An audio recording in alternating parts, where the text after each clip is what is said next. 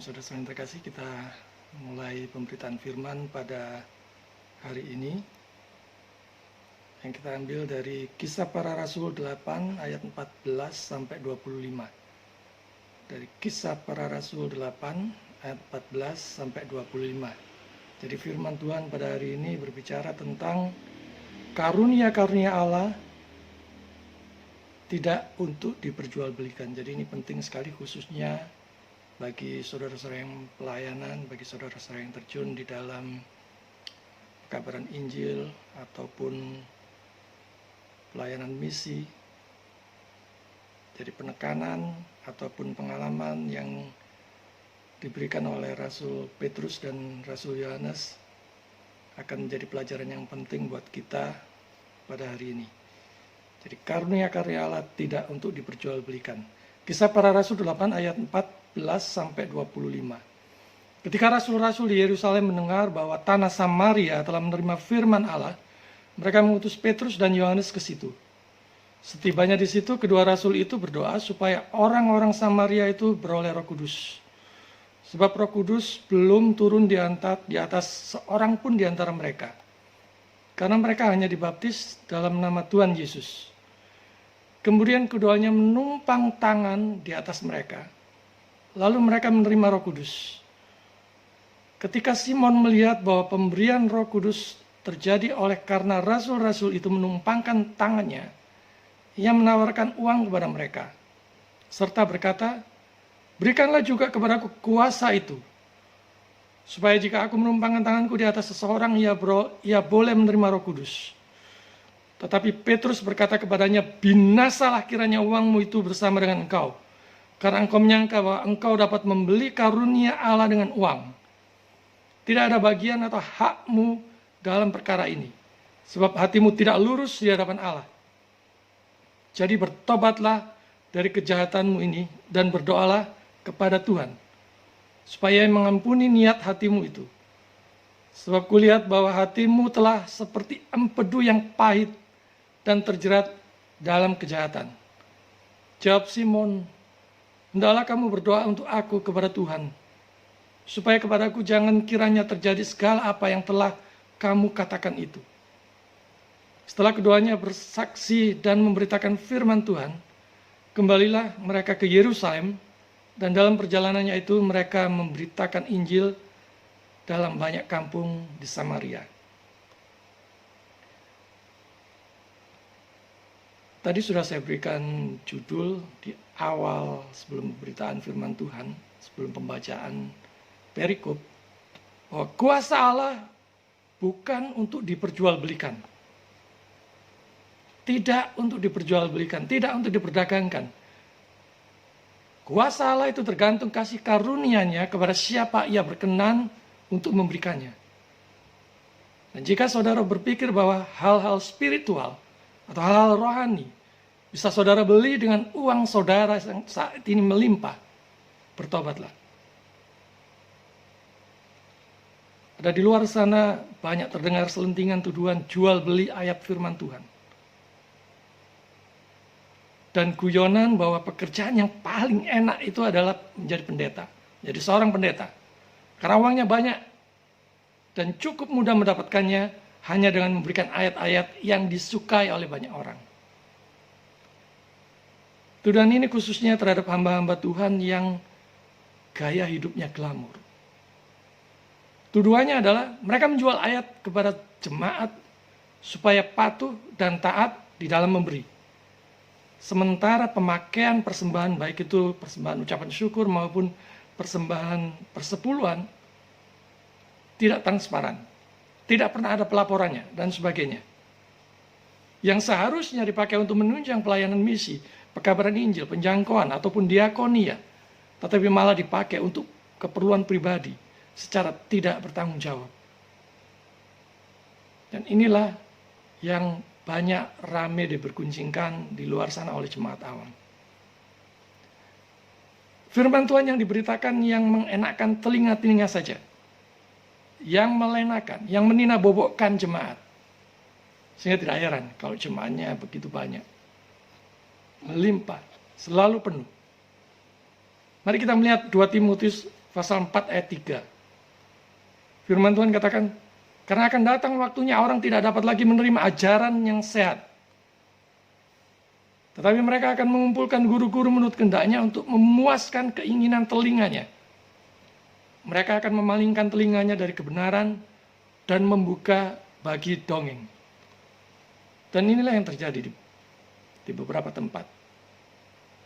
Di mana jemaat lebih senang mendengarkan cerita-cerita, mendengarkan kesaksian-kesaksian kosong, bualan-bualan, ataupun hal-hal yang lucu, ketimbang mendengarkan firman Tuhan yang digali dengan sungguh-sungguh, yang diberitakan dengan persiapan yang sungguh-sungguh, di mana mereka malas untuk mendengarkan yang sulit-sulit, untuk yang sukar-sukar. Tetapi faktanya kalau membaca novel, mereka tidak lelah. Nah, inilah yang terjadi. Kita melihat di sini bahwa Petrus, Yohanes diutus ke Samaria yang sudah mendengar Injil. Mengutus kedua rasul ini yang adalah salah satu dari ketiga soko guru, ini adalah misi yang sangat penting. Jadi kita akan soroti pengutusan Petrus dan Yohanes ke tanah Samaria ini.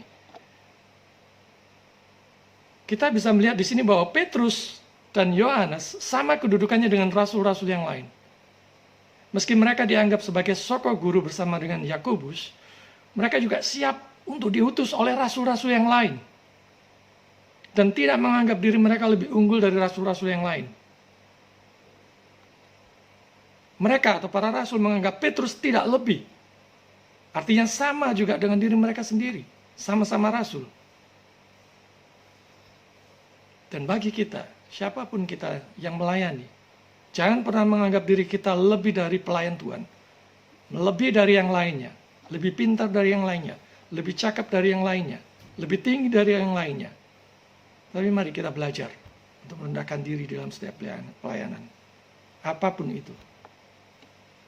Kita melihat di sini respon yang cukup cepat dan baik terhadap daerah lain yang sudah mendengar pemberitaan Injil yang dirintis oleh orang lain. Nah, ini sungguh pelajaran yang luar biasa ya buat kita semua pelayan-pelayan Tuhan. Artinya saat mendengar daerah lain menerima firman Allah pada waktu itu, inilah yang seharusnya terjadi. Seharusnya sukacita. Artinya mereka ke sana bukan sekedar untuk membuktikan apakah benar bahwa Injil telah diterima di daerah tersebut, tetapi juga untuk makin menguatkan dan meneguhkan iman jemaat serta pelayan yang ada di sana. Di mana ada pertobatan, semestinya seluruh jemaat tubuh Kristus ikut bersukacita. Satu dengan yang lainnya saling menguatkan. Kita melihat di sini bahwa Petrus dan Yohanes yang adalah termasuk soko guru dari para rasul, mereka bersedia, mereka siap diutus. Dan biasanya leader atau pemimpin itu mengutus. Tetapi ini mereka menerima tugas tersebut. Ini adalah suatu sikap kerendahan hati yang patut kita contoh. Apa reaksi saudara ketika mendengar bahwa Injil baru pertama kali sudah masuk di suatu daerah yang mungkin dekat dengan tempat saudara? Apakah reaksi saudara cuek? Atau justru segera mungkin mengunjungi untuk menguatkan warga di sana? Atau mungkin membantu, mendukung pelayanan pekabaran Injil di sana, supaya makin lebih luas lagi, supaya makin lebih maju lagi, supaya semua makin melayani lagi. Petrus dan Yohanes di sana, di tanah Samaria tersebut, mereka bersaksi memberitakan firman Allah. Bersaksi dan memberitakan firman Allah kepada Simon dan jemaat yang ada di sana. Kalau kita melihat yang pertama, Petrus dan Yohanes dikirim ke Samaria. Pertama, itu untuk membantu dan memberikan uluran tangan atau bantuan untuk memperkuat Filipus yang sudah merintis di sana, yang sudah melayani lebih dulu di sana. Para pelayan di sebuah pos pelayanan yang lebih tinggi, Dan yang unggul di dalam hal karunia-karunia dan anugerah harus memberi bantuan, harus membantu orang-orang yang melayani di lingkungan yang lebih rendah.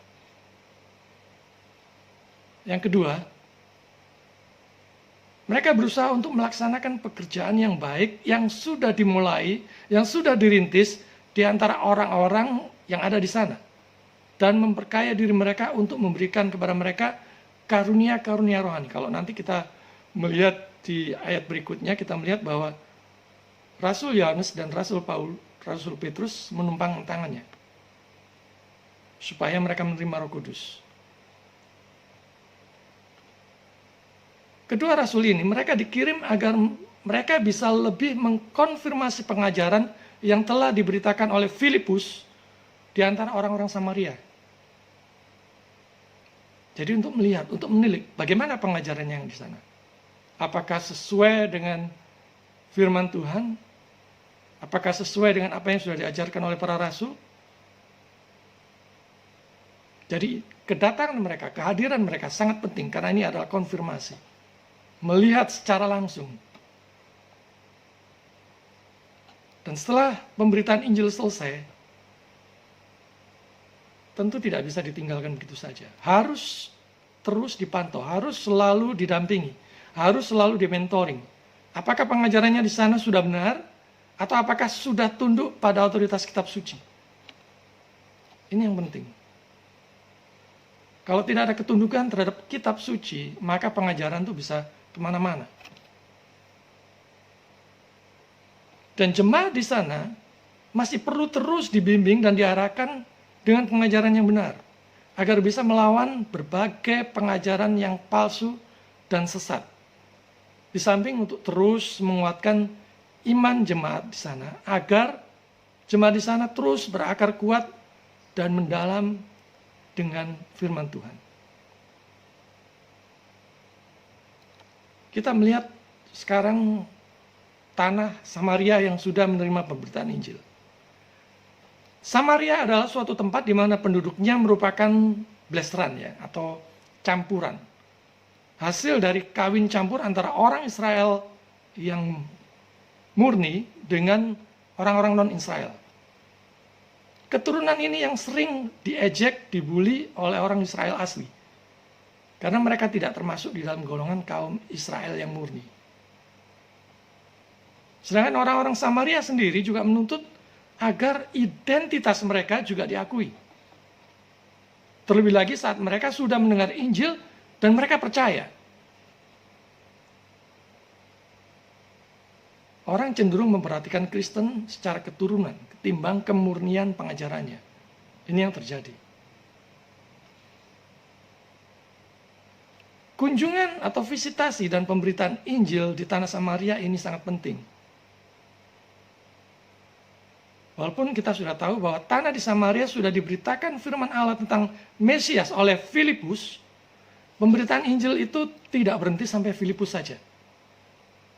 Dan ini berkelanjutan, terus sampai menjadi gereja mula-mula, sampai menjadi gereja pertengahan, abad pertengahan, sampai sekarang ini, abad milenial ini.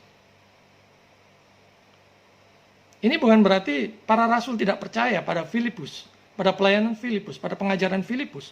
Tetapi supaya jemaat di situ makin dikuatkan dan supaya terus ada pertobatan di daerah Samaria tersebut. Ini yang penting. Jadi meski suatu tempat itu sudah mendengar pemberitaan Injil, tetap perlu terus untuk dikunjungi, untuk dibimbing, diarahkan, dimentoring, dimuridkan, dan terus diperlengkapi jemaatnya, supaya terus bisa memberitakan Injil keluar daerah itu, sehingga Injil menjadi makin luas tersebar di sekitar daerah yang paling dekat situ sampai ke daerah yang lebih jauh lagi. Dan iman jemaat di sana bisa terus bertumbuh, berakar kuat, dan berbuah. Injil yang sudah ditebarkan tidak akan sia-sia. Terlebih lagi kalau Injil itu sudah diberitakan, sudah disampaikan dengan suatu penjangkauan yang penuh pengorbanan, semuanya itu tidak akan pernah sia-sia. Karena itu perlu untuk terus didoakan secara khusus supaya Roh Kudus turun atas orang-orang Samaria ini yang baru mendengar pemberitaan Injil. Pernahkah saudara mendoakan secara khusus jemaat atau orang yang pernah saudara kunjungi, yang pernah saudara sampaikan pemberitaan Injil, yang sudah pernah saudara injili atau sudah pernah saudara muridkan? Berdoa secara khusus untuk iman mereka, berdoa secara khusus untuk pelayanan mereka, untuk kehidupan mereka. Terlebih lagi, pernahkah saudara mengunjunginya lagi atau mengutus orang yang sudah saudara percayai untuk melihat bagaimana kondisi atau keadaan orang tersebut, jemaat di sana saat ini? Di ayat 15 di situ kita melihat bahwa mereka berdoa supaya orang-orang beroleh Roh Kudus. Betapa pentingnya pertumbuhan Roh Kudus, petobat-petobat baru di sana. Butuh untuk terus didoakan agar imannya terus bertumbuh.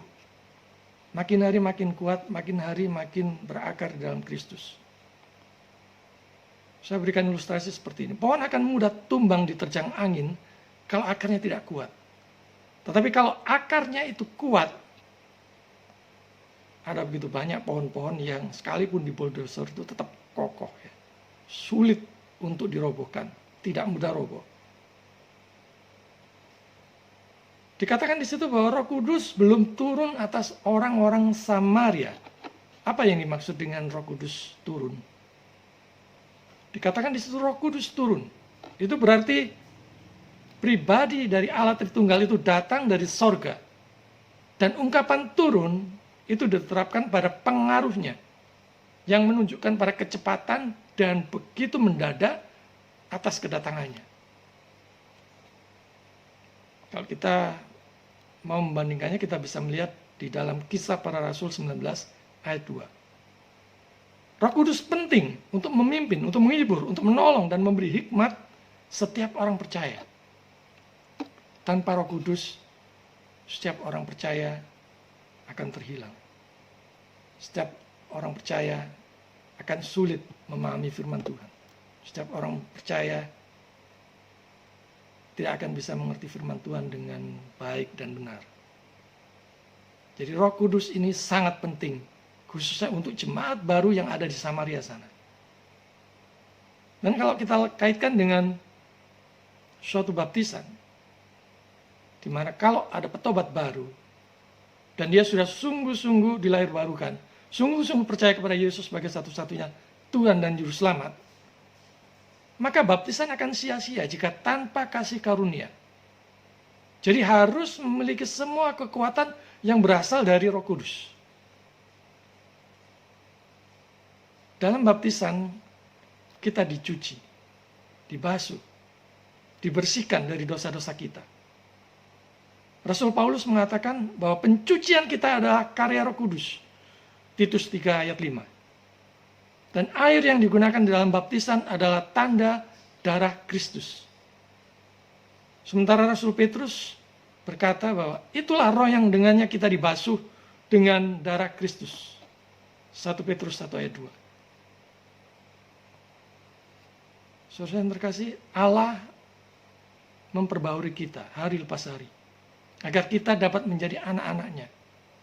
Agar kita makin hari makin hidup selaras dengan firman Tuhan. Makin hari makin dekat dengan Dia. Makin hari terus hidup memuliakan Dia. Bukan berarti mereka yang di Samaria itu miskin roh. Karena mereka memiliki iman yang sama. Dan keinginan yang tulus untuk mengikut Yesus. Mereka hanya belum diperlengkapi dengan suatu karunia-karunia yang baik, yang menampilkan kemuliaan kerajaan Kristus yang lebih besar, khususnya di daerah itu. Dan Roh Kudus akan selalu menjadi pribadi dan sutradara yang memerintah setiap orang percaya, yang berotoritas penuh terhadap setiap orang percaya. Ayat 17 kita lihat di situ bahwa terjadi penumpangan tangan Petrus dan Yohanes. Dan ini yang kemudian membuat Simon, si tukang sihir itu, ingin membeli kuasa seperti yang sudah dilakukan oleh Rasul Petrus dan Rasul Yohanes. Penumpangan tangan yang diikuti doa-doa, kasih karunia roh, tidak termasuk di dalam upacara yang hanya nampak dari luar atau lahiriah saja. Nah, inilah manfaat dan keampuhan dari suatu tanda-tanda, di mana Allah bekerja di dalamnya. Jadi orang hanya melihat kedua rasul itu, hanya melihat Rasul Petrus dan Yohanes. Tetapi sebenarnya yang bekerja adalah Roh Kudus, Roh Allah sendiri. Dia tetap menjadi satu-satunya pemberi anugerah dan membagikan hal yang sama, yang sesuai dengan kehendaknya. Jadi penumpangan tangan itu sebenarnya hanya suatu alat Allah saja. Rasul Petrus maupun Rasul Yohanes itu hanya alat Tuhan saja. Karunia-karunia Allah di dalam Kristus tidak untuk diperjualbelikan.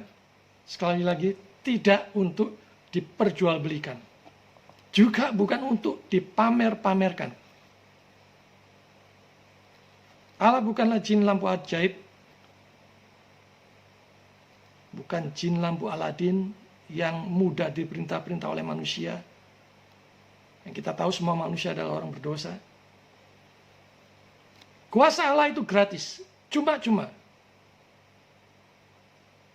Kalau kuasa iblis yang bisa memberikan saudara mungkin janji, harta, kekayaan, apapun itu, kehormatan, pangkat, apapun itu, selalu ada harganya. Dan iblis itu meminta harga yang sangat mahal, yang harus dibayar, yaitu jiwamu. Kita melihat di sini bahwa Simon, si tukang sihir, menawarkan uang setelah melihat pemberian Roh Kudus melalui penumpangan tangan yang dilakukan oleh Rasul Petrus dan Rasul Yohanes. Suatu ambisi untuk mendapatkan kehormatan, hormat dan kuasa demi keuntungan pribadi. Karunia itu, kuasa itu dari Allah. Dan kalau dia ingin membelinya, itu adalah suatu pelecehan yang luar biasa, yang kurang ajar. Sekali lagi, karunia Allah bukan atau tidak untuk diperjualbelikan. Simon si tukang sihir ini juga ingin beroleh kuasa Roh Kudus itu dengan menawarkan uangnya kepada para rasul. Dan puji Tuhan, Rasul Petrus maupun Rasul Yohanes tidak mata duitan. Nah, kita mau jujur. Kita mau introspeksi diri sendiri.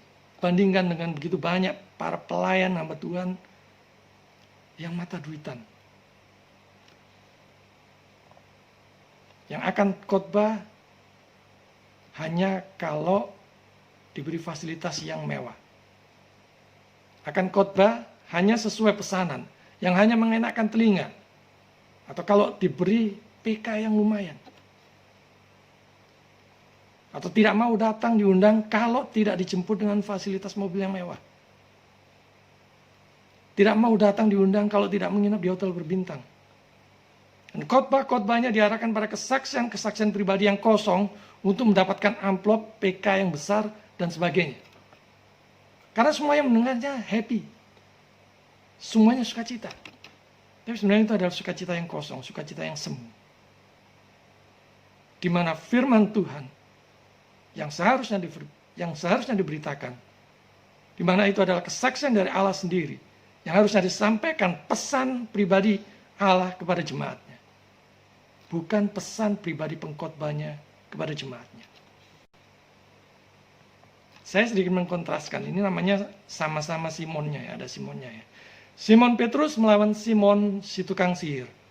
Simon si tukang sihir ini menawarkan untuk membeli anugerah Allah dengan sejumlah uang. Ini mirip dengan pelayan Tuhan yang motivasinya adalah uang. Simon mengandalkan uangnya. Ingin membeli kuasa itu setelah melihat hebatnya kuasa yang dicurahkan melalui tumpang tangan oleh kedua rasul itu. Berikanlah kuasa itu. Ini yang dia minta. Ini yang diminta oleh orang-orang duniawi yang kemudian menjalar kepada pelayan-pelayan hamba Tuhan juga. Ada begitu banyak yang demikian.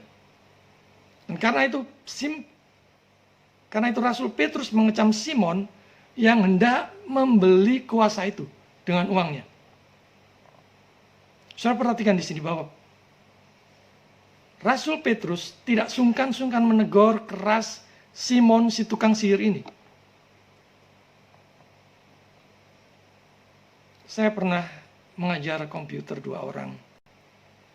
Dan mereka master hipnoterapi. Mereka saya ajar di rumah saya dengan rentang waktu yang berbeda.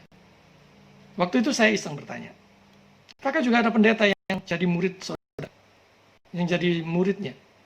Saya kaget karena dia menjawab, ada dan banyak. Saya sampai nggak habis pikir. Padahal sebagai pelayan hamba Tuhan, senjata kita harusnya hanya cukup dengan firman Tuhan. Dengan mengandalkan Roh Kudus. Dengan bersandar kepada Tuhan. Tapi siapapun itu, saudara yang mungkin melayani dimanapun saudara berada, kalau saya masih memakai kuasa-kuasa kegelapan yang seperti itu, bertobatlah. Nah, hari ini firman Tuhan menegur saudara. Sebelum saudara hancur, bertobatlah. Buang segala kuasa-kuasa kegelapan kejahatan itu yang mengotori pelayanan-pelayanan saudara.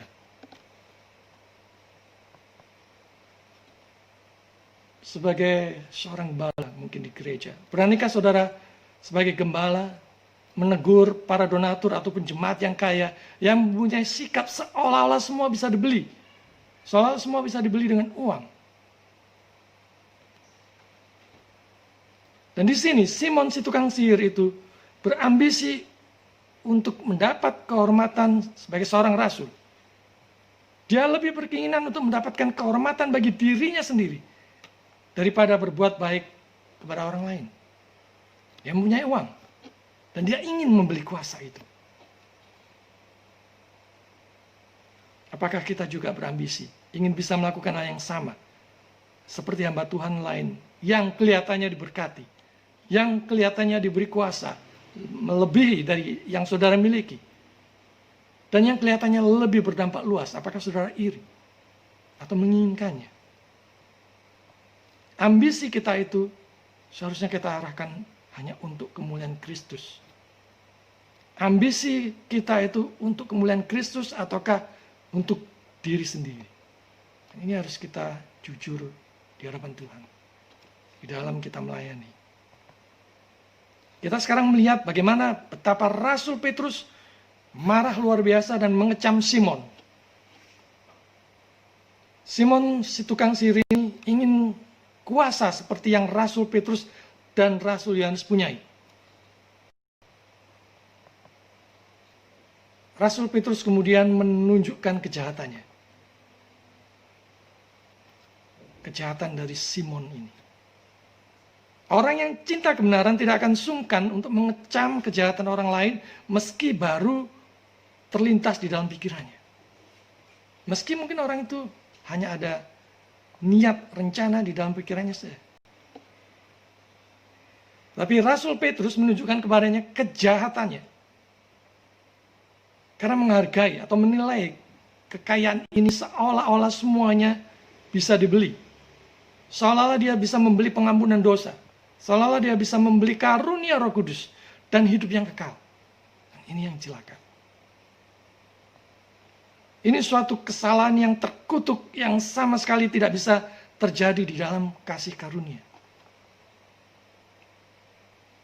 Hati kita seperti apa adanya di hadapan Allah, yang tidak bisa ditipu. Saudara melayani, Tuhan tahu persis apa motivasi saudara melayani. Semuanya terang benderang di hadapan Tuhan. Saudara tidak bisa menipu. Saudara mungkin bisa menipu jemaat saudara. Saudara mungkin bisa menipu banyak orang. Tapi di hadapan Tuhan, semuanya terang benderang.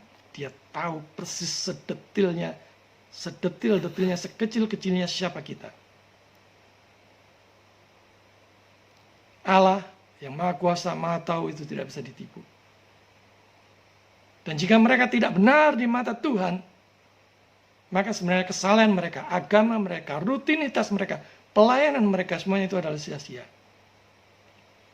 dan tidak akan menghalangi mereka dari kutuk. Hati yang sombong dan serakah tidak bisa dibenarkan di sini di hadapan Allah. Adalah mungkin bagi seseorang untuk terus berada di bawah kuasa dosa, namun juga memiliki bentuk kesalehan. Banyak yang demikian. Kesalehan dipakai untuk membungkus sesuatu yang sebenarnya adalah aib, yang sepertinya segala sesuatu adalah dosa di hadapan Tuhan. Jangan berpikir bahwa kekristenan adalah barang dagangan yang bisa kita perdagangkan di dunia ini. Ada banyak kejahatan dalam pikiran, hati, gagasan palsu, dan kasih sayang yang korup. Proyek-proyek yang jahat yang harus dipertanggungjawabkan di hadapan Tuhan. Ingat, apapun yang saudara kerjakan, visi yang saudara anggap itu sebagai visi saudara, itu pun harus dipertanggungjawabkan di hadapan Tuhan. Apakah sungguh visi itu sungguh-sungguh dari Tuhan, ataukah hanya ambisi saudara pribadi? Dan di sini kita melihat bagaimana Rasul Petrus mengecam Simon dan uangnya itu. Binasalah uang bersama dengan engkau. Ini adalah ekspresi kengerian dan dasar dari kemarahan Rasul Petrus terhadap tawaran Simon. Ini adalah penghinaan sang Rasul terhadap uang itu. Seolah-olah uang itu tidak ada nilainya. Biarkan uangmu membawa kehancuran. Dan kami membenci tawaran yang tidak beriman darimu itu. Kami dapat dengan leluasa melihat jumlah uang yang dihancurkan sebelum kami tergoda untuk menjual karunia Roh Kudus. Dan Simon menyatakan di situ juga akan binasa. Itu adalah suatu pernyataan bahwa dia segera akan menuju kehancuran. Dan seolah-olah ini pasti. Kata Petrus, biarlah uangmu binasa juga. Uang benda mati, saudara. Tapi dikatakan di sini binasa juga. Karunia Allah yang telah Ia berikan itu cuma-cuma, itu gratis. Itu adalah kasih karunia yang terbesar kepada setiap orang percaya. Kita hanya cukup menikmatinya dengan ucapan syukur dan hidup memuliakan Dia. Apa yang Allah sendiri berikan sebagai penguasa seolah-olah bisa dibeli. Jadi seolah-olah Dia adalah bosnya. Dan Allah atau Roh Kudus di sini adalah budaknya Dia, karena Dia sudah dibeli. Inilah yang membuat Rasul Petrus marah dan mengecam Simon beserta dengan uang. Ini adalah suatu penghinaan besar yang terkutuk. Simon berpikir untuk mencoba membeli apa yang tak ternilai harganya dengan emas yang tak berharga itu. Karunia Allah di sini adalah berpengaruh. Jadi kalau kita berbicara karunia-karunia Allah yang dimaksud di dalam perikop ini adalah pengaruh Roh Kudus yang luar biasa. Kita bisa melihatnya di Kisah Para Rasul 10 ayat 45 dan ayat 11, pasal 11 ayat 17. Bagaimana mungkin kita bisa membayar harga kepada Allah sementara seluruh dunia ini, alam semesta ini adalah miliknya? Semua yang bisa kita berikan, emas, perak, ternak, apapun yang ada di bukit, semuanya adalah milik Tuhan, milik Allah. Kita tidak memiliki apa-apa yang bisa kita berikan untuk kebaikan Tuhan. Namun ada banyak yang berusaha untuk membeli anugerah Allah. Ini fakta. Beberapa melakukannya dengan sedekah dan doa-doa.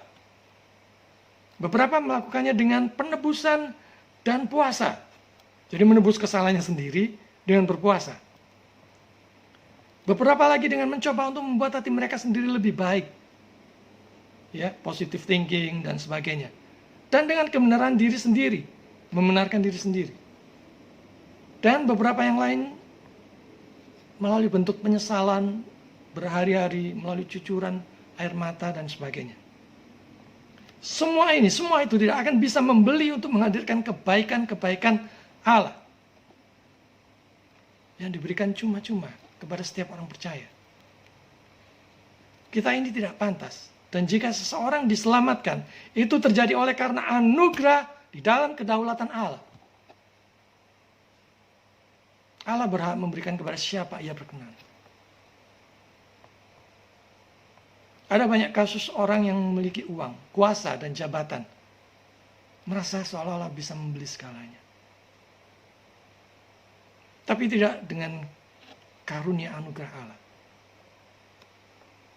Kalau saudara adalah donatur gereja, ataupun persekutuan, ataupun seminari, yang mempunyai pemikiran demikian, bertobatlah.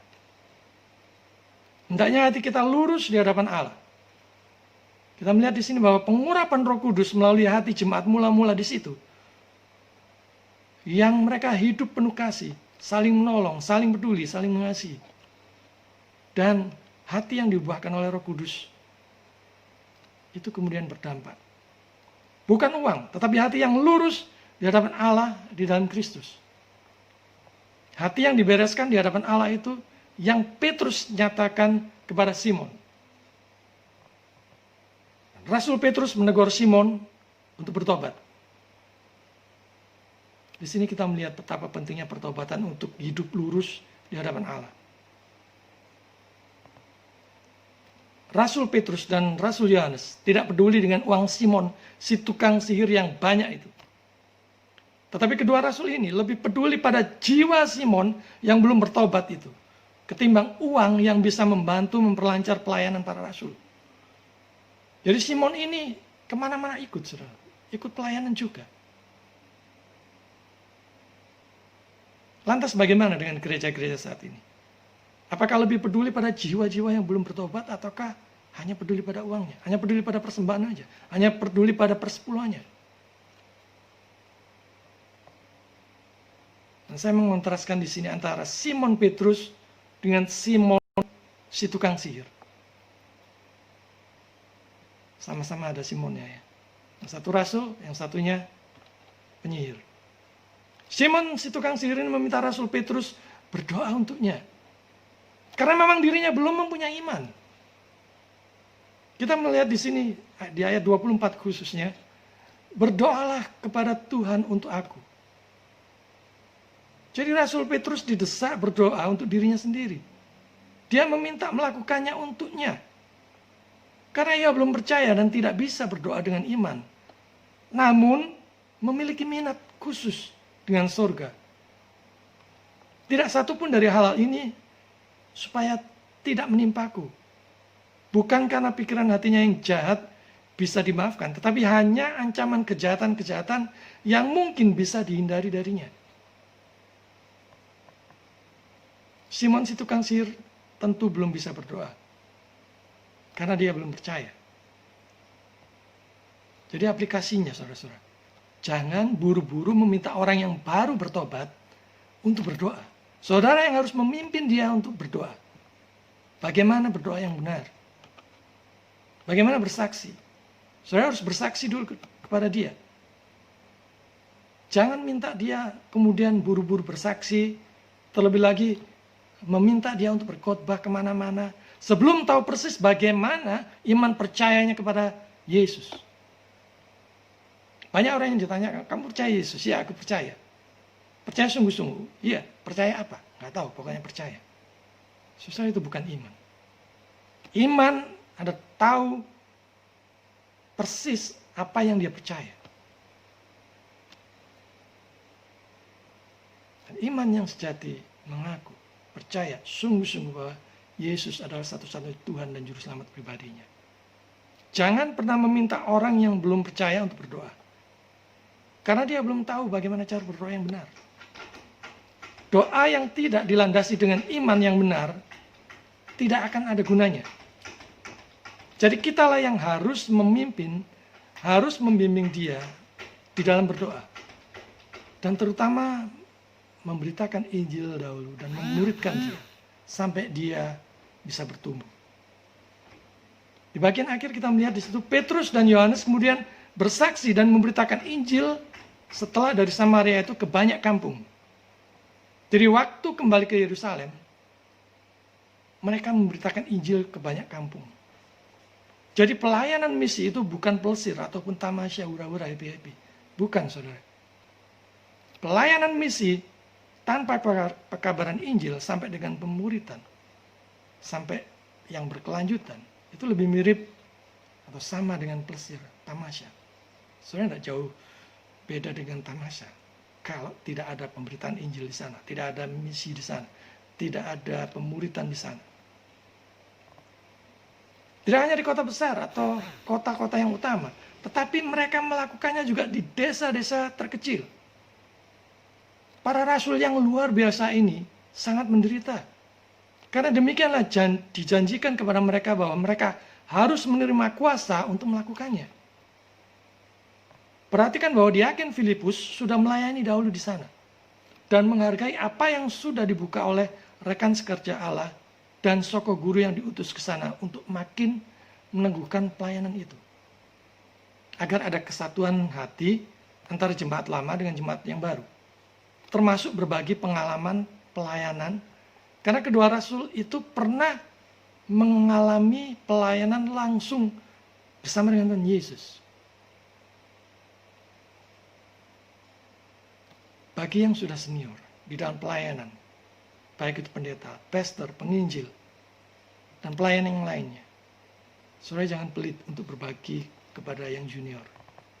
Baik di dalam hal pengalaman, asam garam pelayanan, maupun sharing karakter dan ilmu di dalam menghadapi berbagai macam karakter orang. Sebab pengalaman langsung, terlebih-lebih pengalaman merintis suatu pelayanan, adalah penting untuk dibagikan. Karena tidak ada di dalam buku manapun.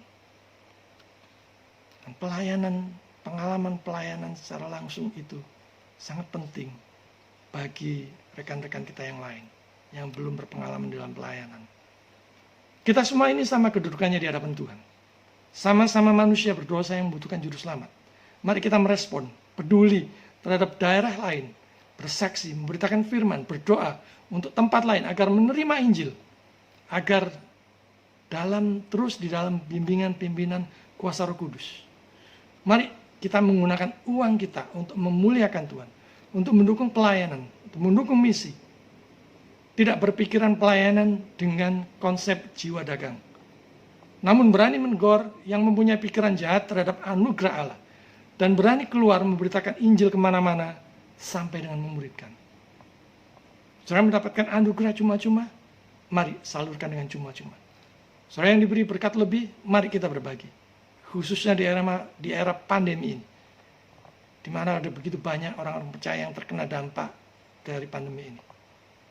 Hasrat dan pemikiran bahwa semuanya bisa dibeli, kalau saudara masih punya konsep seperti itu, bertobatlah.